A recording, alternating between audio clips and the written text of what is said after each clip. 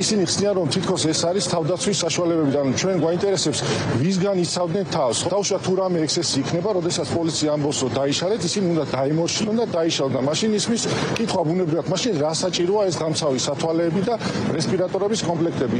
თუ არა პოლიციასთან ჭიდაობა, წინააღმდეგობის გაწევა და ასე შემდეგ. საქმე რაში არის? იცით, ისმედი არც მალავს ამ აქციებში მონაწილეობას და აიწინაღების და აიწინაღებია, რომ უბრალოდ დავარქვა თავის სახელი, რესპირატორები და სახის გამცავი სათვალეები და ასევე შეძენილი აქვს ხმის გამაძლიერებელი, ანუ ხამაღლა მოლაპარაკება. ეს იმაზე მიუთითებს, რომ ჩვეულებრივად მონაწილეები იყვნენ აქციების და არა თქვა სიტყვაზე მხოლოდ დაკვირვების კუთხით შემოიფარგლება. არანაირი აქცია არ დაგვიორგანიზებია, რომელიც რაღაც კონკრეტულ კანონდარღვევას ეხება და შესაბამისად ვფიქრობთ, რომ ეს არის მორიგი ნაბიჯი იმისთვის, რომ სამოქალაქო ორგანიზაციები აღარ იყოს უბრალოდ საქართველოში, აღარ იმუშაონ, არ დაეხმარონ ხალხს, არ გაუწიონ მათ შორის იურიდიული დახმარება და სხვა ტიპის დახმარება.